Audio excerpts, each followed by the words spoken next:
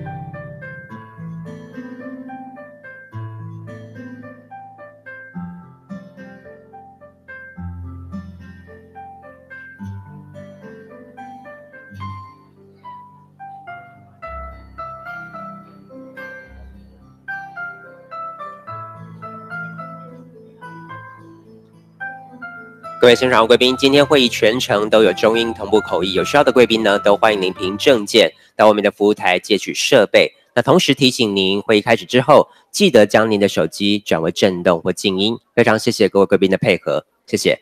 Ladies and gentlemen, please feel free to borrow the headsets for simultaneous interpretation and kindly turn your mobile phones into vibration or silence mode. Thank you so much for your cooperation.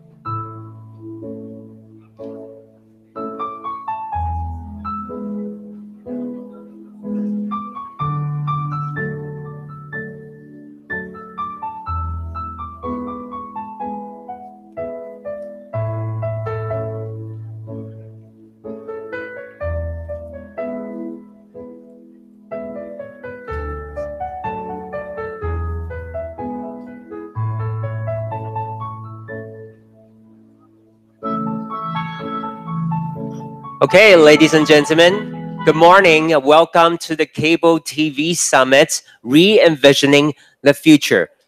各位现场贵宾，大家早安！非常欢迎各位莅临 Ncc 高峰论坛有线电视新未来。Today, our speakers from the US, Singapore, Hong Kong, and Korea, and of course from Taiwan, will be sharing with us the latest trends in the cable TV industry, as well as how the future holds for digitized cable TV and its applications. 那我们今天非常荣幸邀请到国内外的讲师来跟我们分享有线电视产业的最新趋势，同时呢，还有有线电视全面数位化的相关的服务它的未来的走向会如何？我们今天的这个讲师呢，都会深入了来帮我们剖析，相信呢非常的精彩。那接下来我们今天高峰论坛的一开始呢，首先就要有请我们主办单位国家通讯传播委员会 NCC 詹婷怡主任委员上台来为我们致辞。我们掌声欢迎主委 Ladies and gentlemen, for the opening remark, please join me in welcoming the chairperson of the National Communications Commission NCC, Ms. Yiting Zhan. 有请主委。Mr. Aravind, Vice President of MPA. Mr. Christopher, COO of Cable Labs. Mr. Derek Cui, Head of Pay TV, PCCW Media. Mr. Zhong Yongzhu, CEO of Digital Life. Distinguished guests, ladies and gentlemen, good morning. Good morning. First of all, I would like to extend my warmest welcome to our distinguished guests traveling from different areas, as well as delegates from Taiwan's cable TV providers, channel providers, the Cable Broadband Institute in Taiwan, the Satellite Broadband Broadcasting and Communications Association, and local governments. Your participation definitely will make our summit and the discussion achieve fruitful outcomes. Because most of the participants are from Taiwan, please allow me to speak in Mandarin for the following opening remark. 在座的各位产官学研的朋友，大家早，大家好。好。还有我们在座今天很多位 NCC 的委员也都共同出席还有媒体的女士先生们。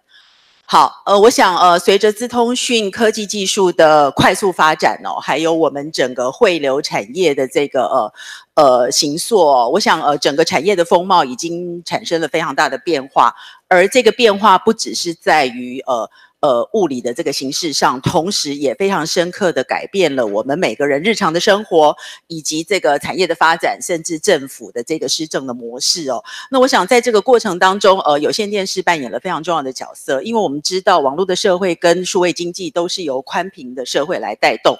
那有线电视全面数位化之后，特别在这个基础的环境里面提供了另外一个可以上网的这个高速公路而且是宽频的这个高速公路。那除了可以提供民众这个宽频的这个优质上网的环境之外，更重要的就是能够为我们打造在这个宽频的高速公路上面所提供的各式各样的这个应用服务，还有丰富多元的内容。也就是因为这样子的一个转换呢，所以在这个过程当中，我们可以发现传播跟影视音的这个内容的这个产业的结构也产生了翻天覆地的变化。同时，传播的意义跟电视的定义也都跟我们过去所习惯的、跟我们所了解的，已经有非常大的不同。那在这个产业的结构的形塑的过程当中呢，我想这个影视音的内容特别是这个我们相当重视的因为我们知道这个丰厚的文化以及这个话语权，以及说自己的故事，还有科技本身它并不是目的，它是为了要提供人民更好的这个优质的生活。所以如何能够带动相关的应用服务跟内容的发展是我们包括 NCC 主管机关以及所有的这个有线电视跟频道的业者，在这个产业的 ecosystem 重新形塑的过程当中，我们一定要高度的关注的，也才能够真正让我们未来的这个数位经济跟数位的生活能够享受到这个丰厚的果实哦。所以在这个过程当中 ，NCC 一方面要特别的感谢我们地方政府跟我们在每个区域的这个有线电视系统的业者共同在过去的几年来一起来致力推动全面的数位化，但是在这边我们也要祈勉大家哦，就是如同我刚刚谈到的，其实数位化之后，我们真正的目的是希望能够带来更多的应用跟更多的服务。那我们也可以看到哦，就是说在最近几年来，这个因为网际网络的发展哦，所谓的这个视听的新媒体，还有我们行动装置的普及，更带来了这个mobility 的这样的一个可能性哦。那所以其实在这个过程当中，我们也可以看到这个国际化的趋势，以及各式各样不同的跨平台的业者都能够同时以不同的营运模式来提供我们刚刚所谈到的各种不同的这个可能性哦。所以NCC 一方面在这个监理的思维上面也必须要做一个转换，那同时在这个过程当中，我们也协力跟各位一起来面对这个挑战，同时也是一个更大的这个机会哦。那么有鉴于此，我们今天非常荣幸哦，能够举办这样的一个高峰论坛，谈我们有线电视的新未来。那么今天的这个论坛呢，我们特别是以这个全球发展的角度，以及跨平台汇流的这样的一个角度，那特别邀请到了包括这个国内外的产官学研各界哦，那应邀出席的与谈者，特别是从国外来的，我特别来介绍一下，包括我们来自新加坡的这个亚洲传媒伙伴，就是 MPA 的副总裁哦 ，Mr. Aravind 哦 ，Am I right? OK 还有我们美国有线电视实验室我们 Cable Lab 的营运长 Mr. Christopher 哦。另外还有我们香港电讯盈科有限公司 PCCW Media 收费电视业务总裁 Mr. Direct 崔好，另外也还有我们来自韩国的这个 Digital Life D Life 的这个股份有限公司的执行长Mr. 钟永柱是 OK 好。那当然还有我们台湾很重要的这个系统的业者，包括我们这个凯擘公司的王总，还有我们中嘉的这个吴财务长，以及我们台湾宽频 TBC 的董事长于宗义董事长等等，还有我们相关的业界代表，还有学界的专家们哦。那么主办单位在今天一整天呢，我们特别安排了3场的主题演讲。那主题演讲的题目包括了有线电视产业整体的发展趋势，以及有线电视数位化内容应用服务，还有有线电视数位化平台应用服务的发展。另外还有2场论坛哦，希望可以在论坛里面激发出火花。那这个论坛里面论坛的题目包括了有线电视多元付费方案之机会与挑战，还有全面数位创新应用服务的商业模式与愿景哦。那么我刚刚有特别强调，这个我们是以全球数位经济典范转移的观点，从国内外不同的角度来探讨台湾的有线电视在数位转型，也就是我们在谈 digital transformation 这样子的一个契机。那么希望今天在座的所有的出席的朋友们，不管来自这个产官学研，都能够有非常丰富的收获。那么今天我们谈的是新未来哦，希望我们一起共创美好的新未来，包括我们智慧生活、智慧国家以及数位经济的远景。以上，谢谢。掌声谢谢主委，请主委呢移驾到舞台中间，我们准备大合照哦。Okay, we are going to begin today's summit with a group photo, and for that, we'd like to invite Mr. Christopher Lammers, COO of Cable Labs, to join us on the stage. 我们首先有请美国有线电视实验室营运长 Mr. Christopher Lammers 到台上来。Yes, please join us on the stage. Thank you so much. 我们掌声欢迎。And next, we'd like to invite Mr. Aravind Venugopal, Vice President of MPA Media Partners Asia. 我们也要邀请我们今天的讲师之一，新加坡亚洲传媒伙伴副总裁。And also Mr. Yongju Jun, CEO of D Life, 韩国 D Life 股份有限公司，钟永柱执行长。Please also join us on the stage. Thank you so much for coming. Mr. Derek Choi, Head of Pay TV PCCW Media Group 香港电讯盈科媒体有限公司收费电视业务总裁，有请。我们要有请 NCC 何吉森委员 ，Commissioner of NCC Jason He，NCC 洪真玲委员 ，Commissioner of NCC 真玲 Hong。NCC 郭文忠委员 ，NCC Commissioner 文忠郭 ，Please also join us on the stage。NCC 陈耀祥委员 ，NCC Commissioner 姚尚 Chen， 台湾宽频通讯顾问股份有限公司于宗义董事长 ，Thomas Yi Chairman of Taiwan Broadband Communications，Please also join us on the stage for the group photo. Thank you so much for coming. 海博股份有限公司王洪生总经理 ，Mr. Steve Hongshen Wang, President of K-Bro. Thank you so much. 中嘉网络股份有限公司邬君毅财务长 ，Willie Wu, Chief Financial Officer of CNS Network Systems. Thank you so much for coming. 以及台湾有线宽频协会彭淑芬理事长 ，and also Claudia Peng.Chairperson and CEO of Cable Broadband Institute in Taiwan. Okay, everyone on the stage, let's look at the cameras in front of you. To your right first, okay? 我们先看向右边的这个镜头。All right. 接下来是我们前方的镜头，大会摄影师的镜头 and the cameras in front of you. Okay, one more.And then to your left. Okay, one more? Yes. We want to do this Taiwan style. Thumbs up. Okay. 主委有请带领大家比一个赞。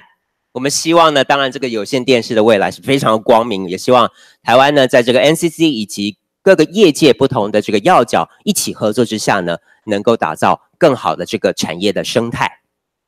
好，我们试试再次掌声，谢谢我们台上的所有的贵宾。Thank you once again to all of our speakers and also VIP guests on the stage. Thank you so much. You may return to your seats. Thank you so much. And next, we're going to move on to the first keynote speech. 非常谢谢主委刚才为我们介绍今天的这个高峰论坛呢，我们安排了三场的这个主题演讲，以及2场的这个专题探讨的时间呢，希望能够邀请我们来自于国内外的专家呢，深入的来就各个不同的主题来分享他们的高见。And for today's summit, we have 3 keynote speeches and also 2 panel discussions. And maybe during the panel discussions, if we have time, we will also open for your questions. Thank you so much. 那我们在这个主题演讲之后呢，也都安排有这个专题讨论的时间了。那这个专题讨论的时间呢，当然如果我们时间许可的话呢，也希望会开放现场的各位贵宾来提问呢。所以到时候各位贵宾呢有任何问题的话呢，也都可以利用这个综合讨论的时间来提出。好的，那接下来呢，我们就要进入到第1场的专题演讲。Ladies and gentlemen, we now move on to the first keynote speech.On the topic of the trend of the cable TV industry, ladies and gentlemen, we have the honor to invite Mr. Aravind Venugopal, Vice President of MPA Media Partners Asia, as our keynote speaker. 我们的主讲人呢是亚洲传媒伙伴副总裁 Mr. Aravind Venugopal. Ladies and gentlemen, once again, let's welcome him. 掌声欢迎。Thank you. First of all, a very good morning to all of you, ladies and gentlemen, and thank you for the invitation to speak here at the NCC Cable Summit. I must apologize on behalf of my boss, Vivek Kuto, who unfortunately could not be here. So I hope to fill some Ladaraj shoes.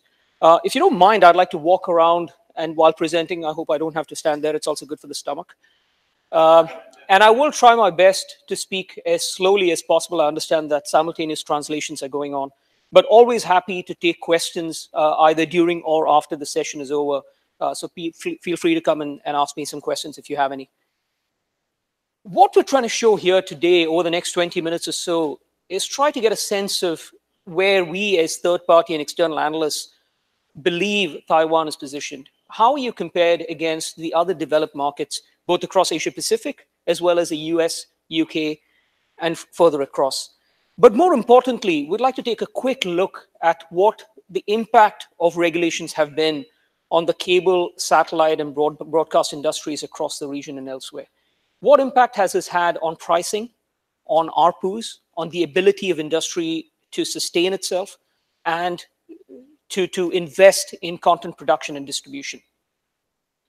Without a doubt, Taiwan leads across Asia Pacific and across the region in terms of cable TV penetration.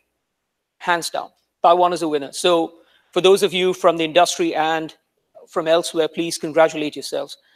At 70% penetration, Taiwan leads everyone else by a mile and a half. The only other market that comes close in terms of cable TV penetration of households is Korea. And I'm sure Mr. Jion will talk more about it as to how the Korean cable industry has developed over the last several years. But what is important to understand is that when we talk about cord cutting, cord shaving, the impact of online video services and OTT services across the region, what's important to understand is that while this hasn't affected Taiwan yet, it will commence. In our opinion, the trend has already commenced. Subscribers are starting to churn away. However, there is a light at the end of the tunnel. Now, if you look at markets like the US, if you look at Korea, and if you look at other Asia-Pacific markets like Japan, Singapore, and Hong Kong, that churn in paid television subscribers has already begun, particularly in the cable sector. Now, in certain other platforms like IPTV, for example, the subscription growth is still alive. But, and I must stress on the but, that comes because of broadband. When broadband services are deployed into the homes, and we're starting to see this in the US as well, people tend to take the pay television services as a part of it. It's usually bundled in, and these bundled services are what's really driving the market. In Taiwan, if you look at just cable TV net additions, that subscription growth has now gone into negative territory. And we believe that over the next 5 years, between 18 and 22 and 18 and 23, that will start to accelerate. If you look at digital cable TV penetration, again, Taiwan is in line with pretty much all of the other developed markets in the region and elsewhere, between 90 and 100%. Pretty much digitization has occurred across the board. And there are, of course, other markets in Southeast Asia and South Asia where that hasn't happened yet. But we do believe that will accelerate. And there are impacts of this, obviously. There is a clear impact on ARPU growth in most markets, and I will talk about that, and where Taiwan is perhaps an outlier in that trend. We look at what has happened as a result of digitization in terms of the number of channels that have entered, the number of channels that have perhaps moved away in terms of their business models, and the clear growth in online video platforms as a result of digitization, but more importantly, as a result of the push of digital broadband services across the region. I referred to Taiwan being an outlier, and Taiwan is an outlier when it comes to cable TV ARPU growth. Now, if you look at the red line right at the bottom here, you'll notice that compared to Korea, compared to the US, and compared to Japan, growth in ARPU for cable TV services in Taiwan has actually been in negative territory for the last many years. On the other hand, in the US, in Japan, and in Korea, cable TV ARPUs have actually tended to sort of seesaw. And there's a result of, it's a result of a multiple number of factors. One is that, for example, in the US market, cable TV prices have been impacted because of broadband. So cable operators particularly have pushed broadband and other video services apart from linear channels. So they started bundling OTT services. In Korea's case, they've been very clear on pushing in premium VOD services, not just analog TV and cable TV, but premium VOD. And I'm sure Mr. Jion will talk about this in more depth and how they've been doing this. But that has given a big fillip to the pay TV industry, particularly the cable TV industry there in Korea. But if you look at how Taiwan compares across the rest of Asia Pacific and even to the US markets, it's actually one of the cheapest markets from a per channel basis. So we did this analysis in terms of NT dollars. If you look at it, on average, it's about $5 to $6 per channel as part of the basic pack. Now, if you fast forward that across to Hong Kong, and if you look at Hong Kong, that's about $15 to $16. Particularly because of the a la carte system that used to exist. Now, even if you look at it from the extended basic model that has since been deployed over the last couple of years, pricing is significantly higher. But that's the result, and that is the reason why ARPUs have been fairly well maintained in that market. In Australia's case, it's about $14 to $15 per channel. However, I think it's worth mentioning here that in our analysis indicates that pricing may decline over the next few years, particularly as Foxtel reduces its pricing and packaging and moves more to an online video platform. Now, one thing that we did as part of this presentation, as part of the work that we put together in the form of a report that we published not too long ago, we looked at the regulatory environment across Asia Pacific, the US, the UK. And we noticed that if you look at rate regulations, i.e. wholesale or retail price regulations, none of these markets have deployed it or implemented it. Certain markets did back in the 90s, but they've all since moved away from it. None of these markets also have a cap on pricing, retail pricing for consumers in any of these markets. And again, there is a reason why.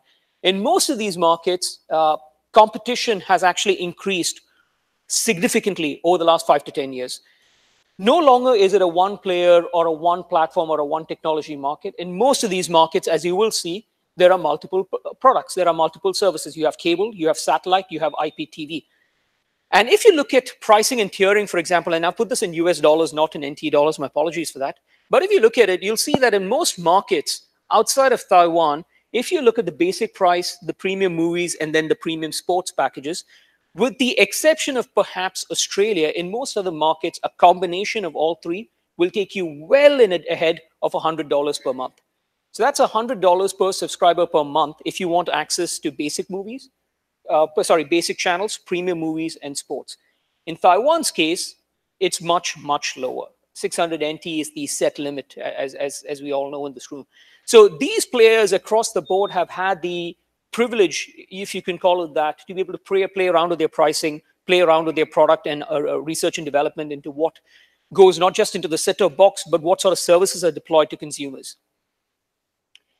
Now, sort of taking a step away, and if you look at the cable broadband or the broadband market, you'll notice that in most markets, you'll see that it's fairly healthy competition between cable and the telecom operators. In fact, the US is the one standout market where, interestingly enough, the cable operators really made a push for broadband services because it is a high margin product.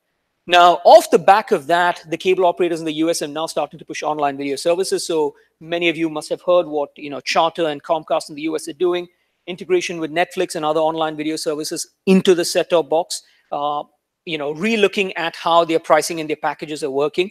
And if you look at other markets like Singapore, or if you look at Japan and Taiwan, pretty much cable broadband now accounts for anywhere between 15 and 25% of all broadband subscriptions. We expect in many of these markets to increase. Now, the one point that I should mention, and it's not because I'm from Singapore, but in Singapore, this figure used to be much higher. It used to be about a third. And I think Thomas from TBC will also be able to give some insights on that. But the reason why that has declined over the last 5 years is because the government has made a concerted effort over the last 10 years, actually, to move to all fiber. So they've moved to the national broadband network, which is 100% fiber to the home. And today, it has pretty much 95 to 97% coverage of all homes. It's at 94% of homes are activated at this point in time. And cable operators, i.e. StarHub, there's only one cable operator actually, so not operators with an S. StarHub sells both cable as well as fiber broadband services, and the competition has significantly increased. So if I look at it from a consumer perspective, in Singapore in 2012 and 2013, the price for a fiber broadband 100 Mbps, 200 Mbps service was roughly in the $40 to $45 to $50 range, US dollar range. Today, you can get a 1 Gbps fiber broadband service for $35 US. That's what competition has done. The regulator didn't need to step in at that point because the forces of free market stepped in and did the regulation on its own. They sort of, competition resulted in that. If you look at pay TV penetration, or if you look at pay TV market share by platform, from a platform perspective, you'll see that actually it's fairly well competitive, fairly highly competitive across the region. Pretty much every market has 3 operators or 3 platforms or technologies. You have a healthy dose of satellite in markets like Japan and to a certain extent in Korea, definitely in the US and to a certain extent in Vietnam. Cable is actually a very strong proposition in many markets. So if you look at Hong Kong, PCCW, for example, in China, IPTV is doing fairly well. And in Taiwan, we actually believe that 20% we forecast will increase to 25 to perhaps even 30% over the next 5 to 7 years. So competition is increasing even in this market, which means that operators, both cable, IPTV, and online video providers will need to relook at their models, both their business models, their revenue models, but also the way they approach consumers in terms of the proposition that they offer, the technology, the platform, the amount of money they spend on research and development, and content. Which sort of brings us to the most interesting part, which is subscription video on demand. We all use it in some way or the other. Some of us, use it pretty much every day, multiple times a day, and I'm excluding YouTube and the free services from this. If you look at Netflix, and if you look at the US market in terms of per capita consumption or per capita penetration of SVOD has already hit 35%. So 1 in 3 people in the US has subscription or has a subscription to an SVOD platform. That could be a Netflix, it could be a Hulu, it could be an Amazon Prime Video. In Taiwan, that's only just about hit the 10% mark. We believe that given the rate of development in fixed and wireless broadband services here, this will increase from 10 to at least 20 to 25% in the next 5 to 7 years. Now, some of that will come off the back of these unlimited 4G plans, but also the increase in speeds and the sustained development of fiber broadband and DOCSIS 3.1 cable broadband services across the region. Singapore is a bit of an outlier. Unfortunately, in Singapore, subscription video on demand services haven't quite taken off yet. We have a lot of piracy. That's a problem that we are grappling with in Singapore at the moment. We have extremely high broadband speeds, as a result of which consumers are very happy to pirate. Per capita consumption of pirate goods is one of the highest in Singapore at this point. We're not very proud to talk about it, but that's a fact. Fortunately, the government is now taking a step forward to try and regulate the number of illegal pirate boxes that are landing up. These are the Kodi type of boxes that land up, which come pre-installed with pirate TV services, VOD services, and OTT services.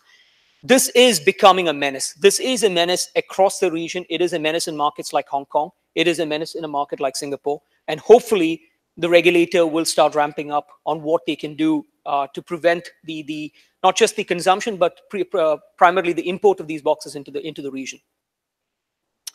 Now, if we look, and we've taken we've done some forecasts on where we think the actual revenue from some of these, from the subscription part of the business will land up at over the next 5 years or so.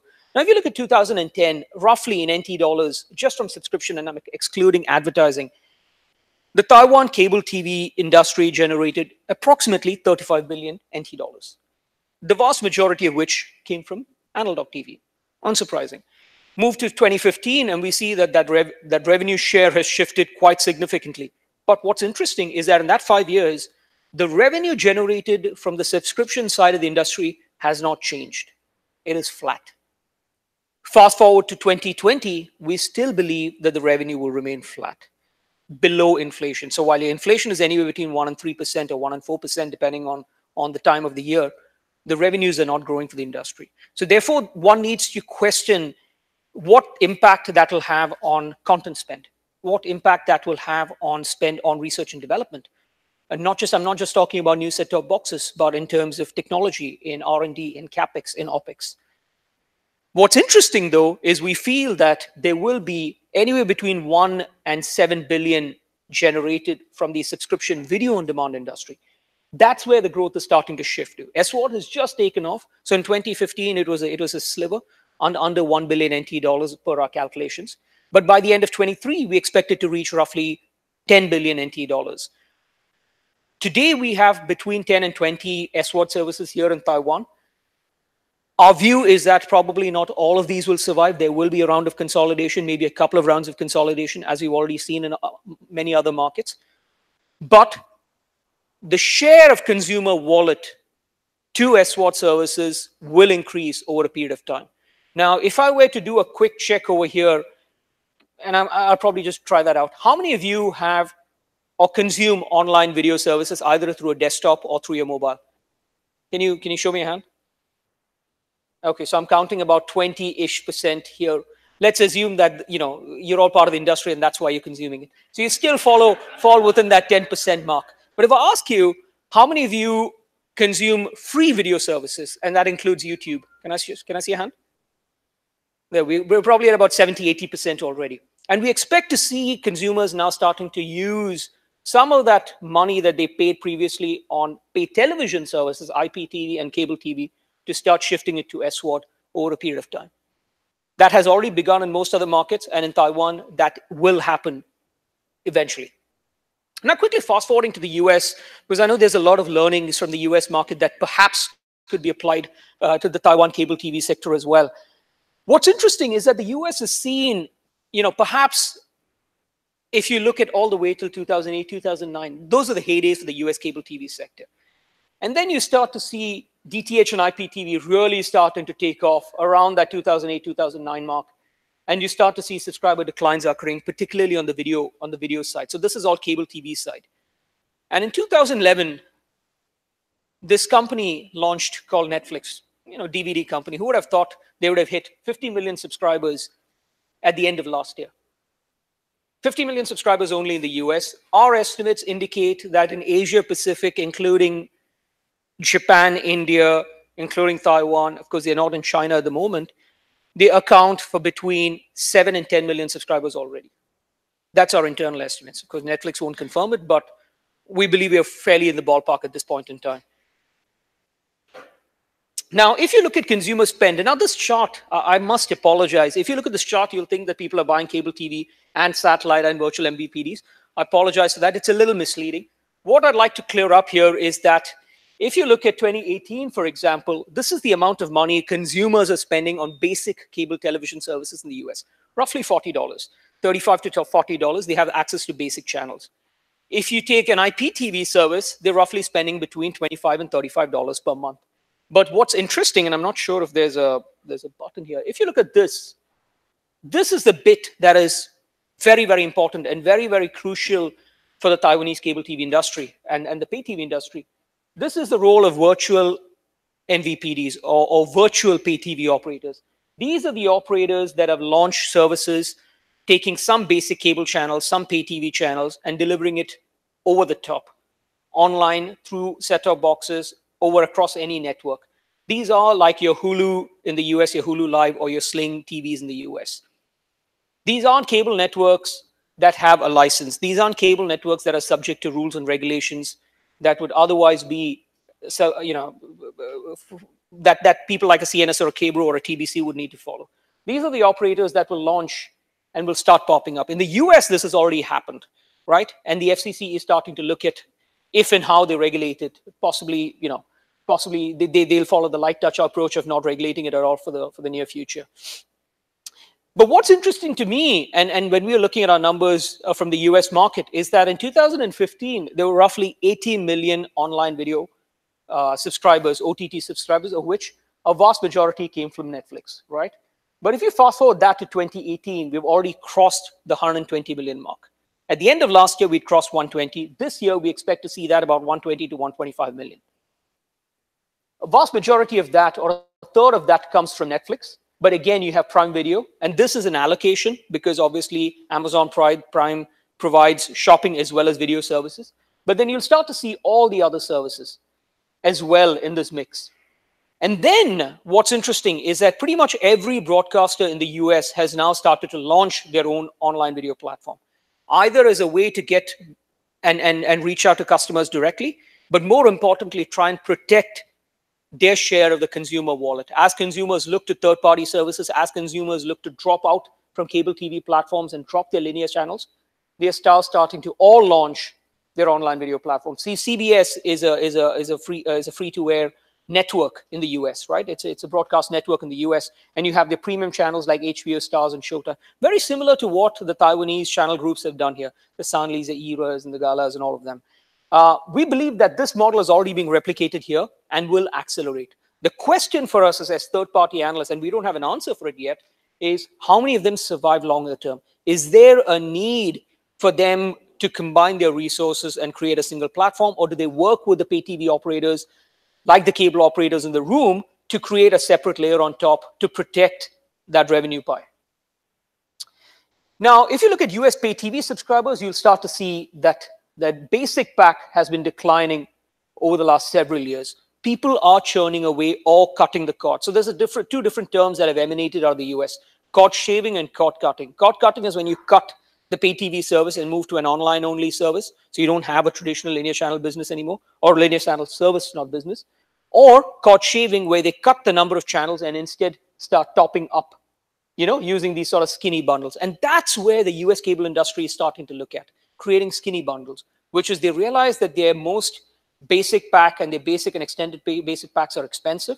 So how do we create a smaller pack which retains a customer, but more importantly, sell to them broadband? And that's what they've actually done. So if you look at the cable TV ARPU growth across the region, what's interesting to note that with, if you look at Comcast, Cablevision, and Charter, this isn't off the back of pay TV alone. This is off the back of broadband, and more importantly, skinny bundles to a certain extent, and online video services. They're starting to bundle these services into the set-top box to protect the ARPU. And that's sort of the key learning. And I believe many of the cable operators here have already started to commence on that model as well, because one needs to relook at what consumers want, but also what the models exist out there. Now, I mentioned a lot about the broadband market and about the broadband ARPUs and margins. And if we take a look at how these ARPUs and margins are split out, you'll start to notice that a double play service in the US roughly costs about $135. So if you take a video package which has extended basic and some movies and sports channels, it's about $85 to $90. You add in broadband at a discounted price and you get a double play bundle of about $135. What customers in the US are tending to do is they get rid of that portion, or they reduce that portion and take a standalone broadband pack. Now, for a cable operator, and for many of the cable operators, while the TV business is ARPU accretive, the broadband business actually gives you better margins. So in the US now, while the cable TV subs are declining, you'll start to notice that cable ARPUs, or cable company ARPUs, and margins are actually starting to be relatively healthy. That's off the back of broadband, not off the back of TV. But as I mentioned in the previous slide, they're also looking at bundling OTT services in. They're pushing in additional and better VOD propositions. They're pushing in better set-top boxes, but they're also pushing in online video platforms and services through the set-top box. It isn't just about linear channels anymore. Last, and sort of just want to wrap it up, if you look at the ARPU and if you compare that to the margins, you'll notice that the ARPUs are declining, but the margins for both operators off the back of broadband, off the back of bundling in some of these online video services, has actually started to show an upward trend. And that sort of brings me to the end of my presentation. Probably not the best way to end, but thank you. Thank you so much. Talking to speaker, Mr. Aravind Venugopal. Thank you so much. Thank you. All right, ladies and gentlemen, we take a coffee break right now, and we take a 30 minutes break. All right, we'll be back by 10:40. We have a panel discussion after that. 那我们稍微比较早一点点，但是没有关系。我们接下来呢是这个中场休息的时间，我们休息半小时。请各位贵宾呢在10点40分的时候呢回到会场哦。那我们回来之后呢还有精彩的这个专题讨论，请大家不要错过了，谢谢。